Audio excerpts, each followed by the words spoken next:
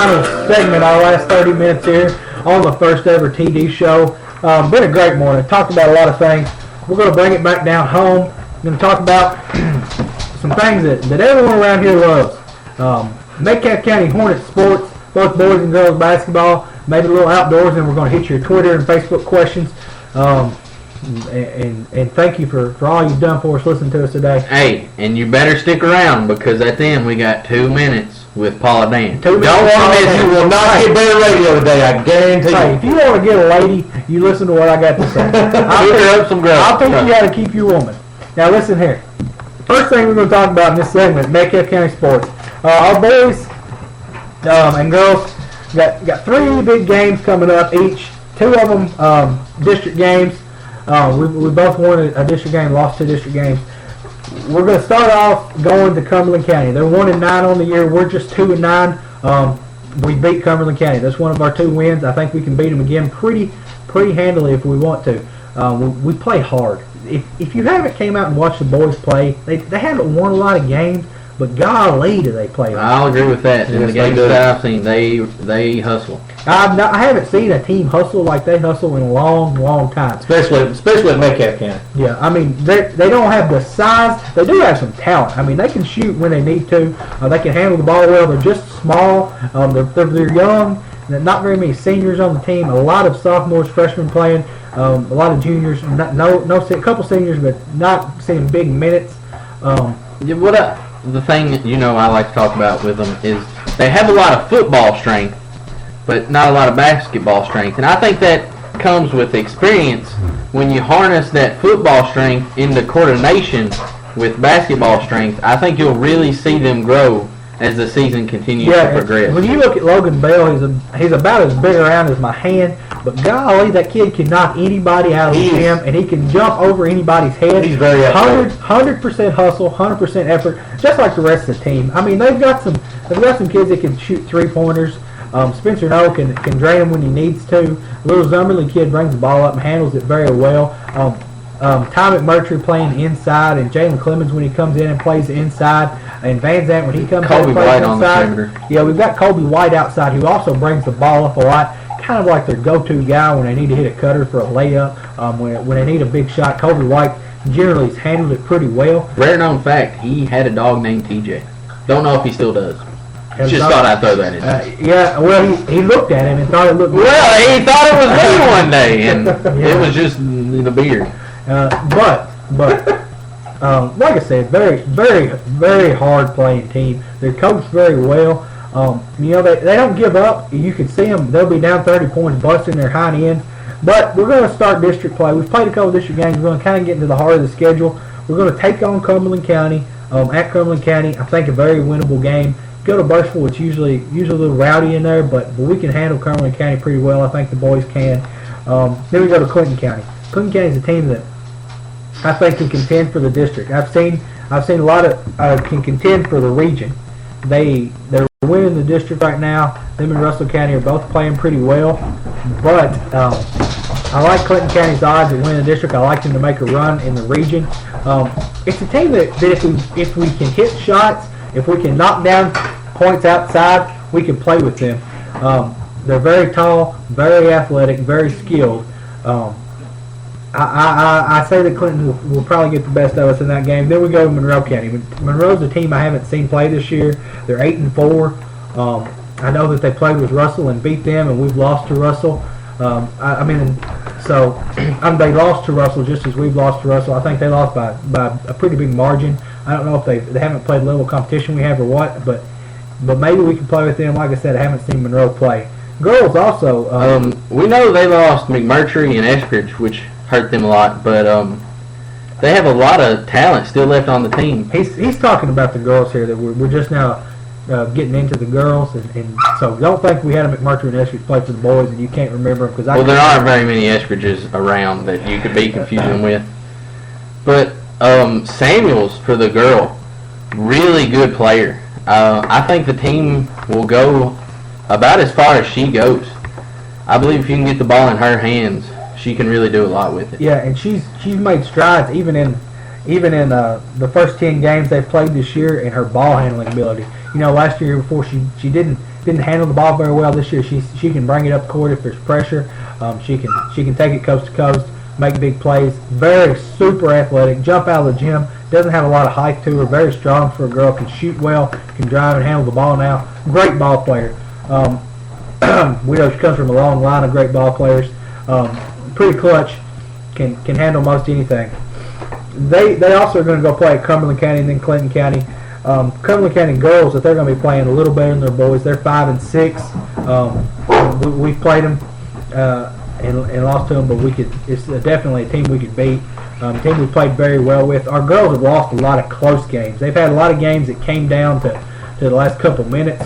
I think they can play with and beat Cumberland and Clinton, and they can have a shot at winning our district. And that's something that really helps you later in the season when you lose during the season, but you don't lose big. Even when you play your worst, you stay in games, and that really helps you later in the season because you've been in those situations later in the season when you know you're going to be in close games. Yeah, that's the thing with the girls. They've been in a lot of close games. Had some mental lapses. Maybe sometimes they didn't play as hard. Sometimes maybe when you just need to take a time out and think things over. But even when they've had those times when they're not playing real well or real hard, they've stayed competitive. They haven't looked too bad. I think they've got a shot to at least win a game in the district, make it to Barron County to play in the region. Of course, they're going to go to Monroe. Monroe, pretty powerful team. Murray's there. I think one of his daughters at least still plays. They're always going to be pretty tough. But I think that we've got a good chance to at least win 2 out of 3 on the girls' side. Now, another big thing that we play for here in Metcalfe County, a lot of schools around don't play for, Class A region. Class A game, first game is going to be January the 18th at Glasgow. Glasgow girls playing pretty good. They're 9-2 on the year. Look really good. Yeah, they're probably one of the best teams in the state. Top 15, 20 team in the state. Yeah, the Glasgow girls. If we could go in there and win that game, that would make a big point. I don't know. It would be very tough for us to do that. The boys, 7-5, also looking pretty good. We've played competition that's as good as their boys. Our boys are going to know what to expect and not be shell shocked when they walk in there. But also got a big size advantage on us. It's going to be hard to just keep up with their sheer size, which is going to be something that's going to be plaguing our boys all year long. It has been so far. But if they can get the 3-ball dropping, great equalizer, anything can happen. Yeah, and just for some people that might not be real familiar with high school sports, in a lot of high school sports, the sports are classed to where you play opponents with the same size school as you. However, boys basketball in the state of Kentucky isn't that way. So Class A is a really good opportunity for smaller schools to get to experience a state championship-like feel. Right. I know when we were in high school, we went to Class A our sophomore year. I mean, it compares to the feeling of making it to region at the end of the year. It's a big deal. It's got a lot of tradition and a lot of great players that grew up in small schools that played in the Class A championship. A lot of people that you'll see playing a Division I college ball have made it through the Kentucky first time I ever saw O.J. Mayo play, you mentioned him earlier, was at Class A. Yeah. As an 8th grader. I may be wrong about this, but our boys team, I think, I could be wrong, this may have changed in the past couple of years, but our boys team has made more Class A state tournaments than any other team, than all the other teams combined. That's what I heard. I'm not sure if that's still the case or not, but I think that at least as of the last time we went, which would have been 2 or 3 years ago now, that was the case. I don't know if that's still the case. It may not be now, but it's a big deal around Metcalfe County, boys and girls both. Yep. And just a little story time for y'all out there. I can remember when we went in 2005, I guess it was, we were playing Lexington Catholic, I believe that's right. Lexington Christian. Lexington Christian. You're right. And their whole student body that came to the game dressed up as rednecks to try to make fun of us being from Edmonton, Metcalfe County, Kentucky. And I tell you what, we about near got them. We beat them. Until the middle way through the fourth quarter, we hung right there with them. And it's just something to really be proud of your team when they make it to Class A. And if you're like our studio guest here, you can come in for 30 seconds at the end and get off 9 shots. I mean, you got to get them up, man. Gotta get it while the hiring's hot. You got to fire them up. But yeah, we made a good run at it. Always been a big deal. Things shut down in town when the Class A is going on. People drive up to Richmond and it prepares your team for the district tournament and the region tournament. That's the main thing. It gives schools like us and Cumberland and Clinton a chance to show the rest of the state that there's good ball play. Right, because there's a big disadvantage when we're playing with our 500 or less students playing a Bowling Green school or a Marion County. Who will have 500 in a class. Yeah, it's just a completely different. They have so much more to pick from than we do. But that's stepping off my soapbox. And they got so many more resources they can dedicate, and things that we just can't do here. What they don't have that runs true is the heart and the dedication that our boys show.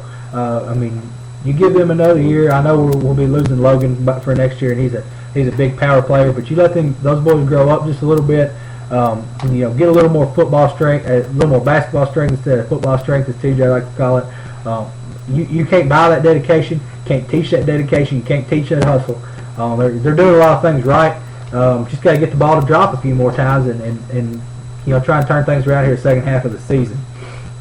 All right, just real quick here, I guess you want to touch on a little outdoor talk this morning. We said we were going to talk about what people around here like to do. And, one thing that I like, at least as much as I like my Maycomb County Hornet sports, is being outside. Now, you don't want to be outside today about 20 degrees. Or Monday is going to be -1. Let's go play golf, boys. Let's do it. Big deal around here. It just came out of deer season.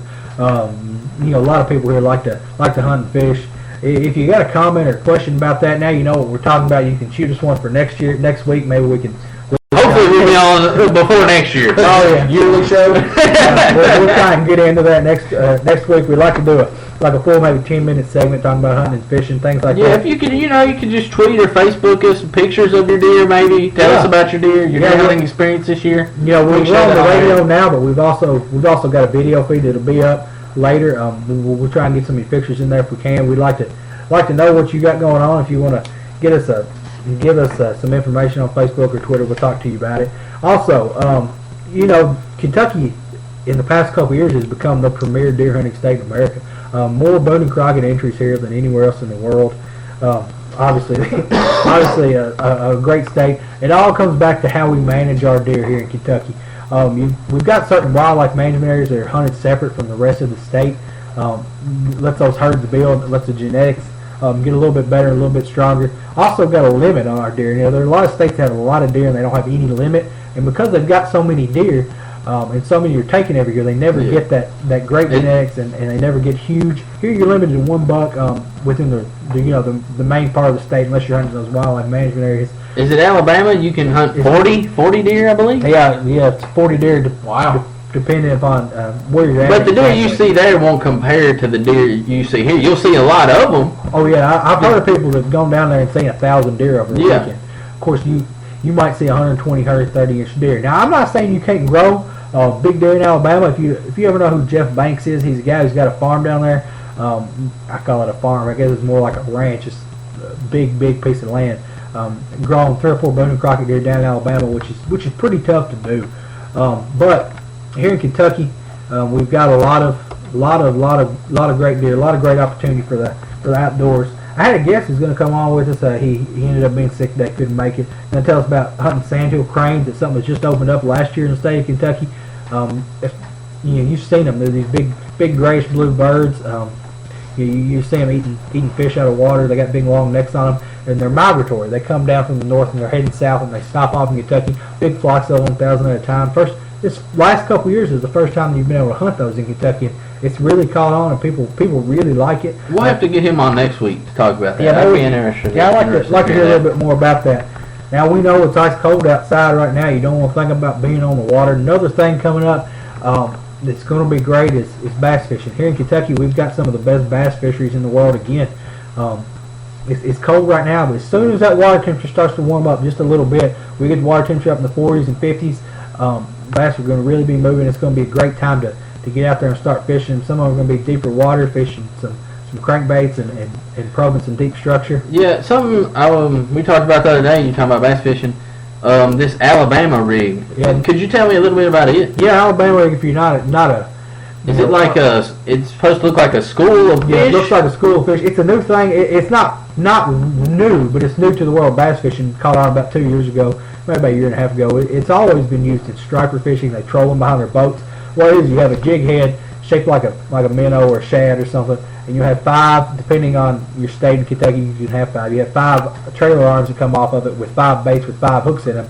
You pull that through the water, and you've got 5 opportunities for a fish to bite at it. It's not uncommon to catch 2 fish, and right now when the water's cold, that's a good bait to go to. If you can roll that over some deep structure, those fish don't want to have to move very far and spend a lot of energy because it's so cold. But if you roll that over deep structure, right over top of them, they almost can't resist it, and they're going to come up and bite at it.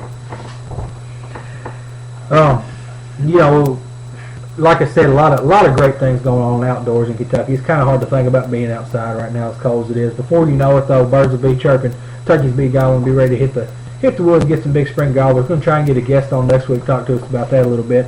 Maybe give us a little turkey calling seminar here in a couple weeks, and fill up this segment with that. That's really all I've got on local sports today. Not been Christmas time, not a lot going on. We had the 2 tournaments here, one at home for the boys. Bowling Green ended up winning that one. Things are going to start back hot and heavy next week. And when we come on next week, we'll have a lot of scores to report to you, a lot of stats and things to talk about. All right, I'm going to update the poll real fast here before we go. Final poll results on which team's more likely to finish over 500. Looks like Atlanta is going to win, which, I mean, we can all agree with. We know they're a talented team. They just had a disappointing season. Then St. Louis, who, I mean, was right on the brim of doing it this year, finished 7-9. And then you got Houston and Tampa Bay, who I both think will be really good teams last year, finishing last. Oh, and before we go, we cannot forget my favorite part of the show, 2 minutes with Paula Dan. Gonna throw on a big slab of beef. What do you have for us today, Dan? Well, let me tell you about. It's cold outside. It's freezing. Everybody's cold. What's better than warm you up in a big pot of potato soup? I mean, I don't really have much of a recipe for it, but what I make tastes good. It's not something you're gonna find in a book. This is what you do.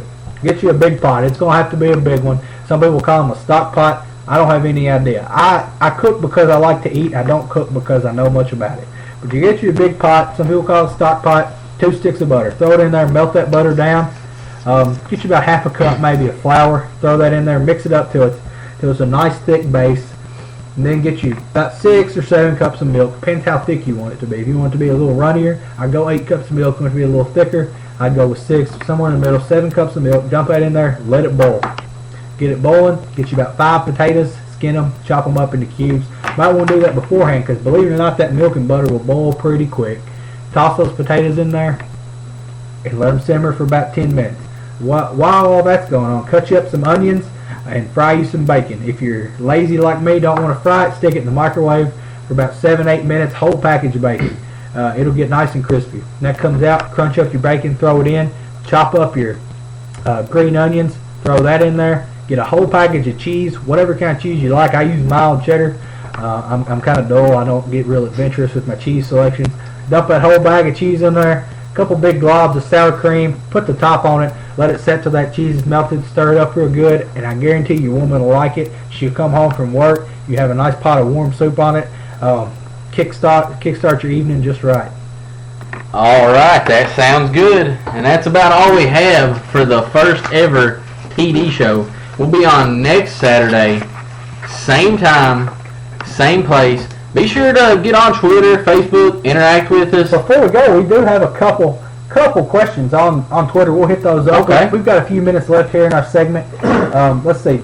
Bryant Stockton, one of our faithful listeners out there, says, at the TD show, what is your take on fandom and new fans representing a fan base? We're in Kentucky. We know something about what it's like to be a fan. I think what he's talking about here is going to be the Bama Cougar Mom, as he has hashtagged here, which is, well, let's let Reed, I think he has a little more info on it. He's watched the video a few times. I think he has a little crush on that woman, but we'll see let's let him explain to us exactly what Stockton's talking about here. The other night at the Sugar Bowl, of course, Alabama played Oklahoma. And if you haven't seen the video and want to look at it real quick, YouTube it. I'm not sure what you would type in at YouTube, but you should be able to find it pretty easy. woman was obviously had too much to drink, whatever the case was, and she was a little upset that Alabama was getting beat. Went down to I guess run her mouth or to defend her team against some Oklahoma fans. And her husband come down and pulled her away and brought her back up to her seats or whatever. And the husband made the most critical mistake you could possibly make in that situation, and that's turning your back.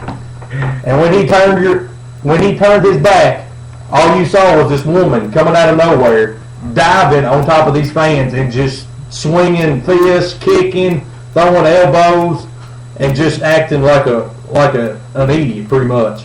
And that's something that if you haven't seen, it was like a good laugh as we go off the air today.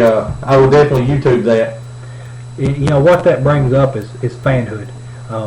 It's one thing to love your team. I love the teams I root for. I'm a big UK fan. Most of all, I'm a big Metcalfe County sports fan. And it's one thing to love them. It's another thing to get crazy about it. There's not any sport in the world that's worth hurting somebody over. You talk about my family, you talk about my hometown, I might get a little upset with you, but I'm not going to fight anybody over a basketball game. Now, I love my team. You can run them to the ground. I'm a big Broncos fan. Say whatever you want to about Peyton Manning. I'm not going to fight you over it. There's nothing in the world that's going to make me want to fight somebody over a sports opinion. God gave us all opinions. Everybody's got one. Nobody likes anybody else's very much. And that's just kind of how it is. I don't understand why you'd want to get in a fight over a football game that you're not even partaking in. Who knows? She might not have even, especially, I don't want to offend anybody up there, but this was an Alabama fan, which means 9 months out of the year, she's probably a fan of some other team. What do you think about that? Well, fans have opinions, and opinions are a lot like buttholes, and we all know how that goes. Everybody's got one, and they stink. However, I'm going to tell you who's got some really good fans. Who's that? The Green Bay Packers. For anybody to go to that game tomorrow when it's negative 20 degrees? Ridiculous. Well, did they really sell out? Did they sell out? They were liking 3,000 seats. I think that the Packers organization was going to buy them up. Yeah, I assume corporate sponsors were going to buy them up. In Cincinnati? No, I think wasn't it the same situation in Cincinnati? They ended up selling all those in Cincinnati. And Indianapolis. I was listening to an ESPN radio production last night, taking the over-under on how many people will be shirtless at the Green Bay game. What do you think about that? You'll have some. They'll be there. There will be a shirtless man. And he will have cheese on his head. There will be He will have beer. There'll be a fat shirtless man with a cheese head on. Maybe he can go shirtless and tape warmers to himself. Get some body heat going. Let's see if we have any other questions before we go. It looks like Cody Hammer asked who's going to win Auburn and Florida State. We touched on that. I think we're pretty much in agreement. Florida State in a shootout. Big. In a Florida shootout. State I'm going Auburn. I'm going Auburn. Reed's still on Auburn. I'm going Auburn. I think State. if Auburn runs the ball like they did against Missouri, it's over. That is the key, though. If Auburn can keep the ball out of James Winston's hands, they got a shot. If Florida State never has to punt, it won't matter. Whoever has the ball last is what. If Trey Mason can keep it on the ground and hold on to the football, then I think Auburn's got it. All right, we want to give a big thanks to our special in-studio guest this week, Jonathan Reed, from right here in Randolph, Kentucky, down the road from Edmonton, where we're from. Thanks to Lucas from Center for Thanks for Lucas for calling in. Thanks to everybody who followed us, liked us on Facebook, followed us on Twitter, tweeted at us. Be sure to stay there all through the week. We'll get to them next week. We won't forget about them. Yep. We'll put up a new poll question. Y'all can look at it during the week. Tell your friends they can come back to this website and watch it. Once again, we'll give you our Twitter. It's at the TD Show, and that's at twitter.com or facebook.com/the TD Show. You can catch this later on YouTube at youtube.com/user/Metcalf TD Show, or right here you can rewatch it. Tell your friends, have them rewatch it. We appreciate your time. I'm Daniel Bragg. I'm TJ Morgan, and we'll be back next week. Same place, same time. Thank you for joining.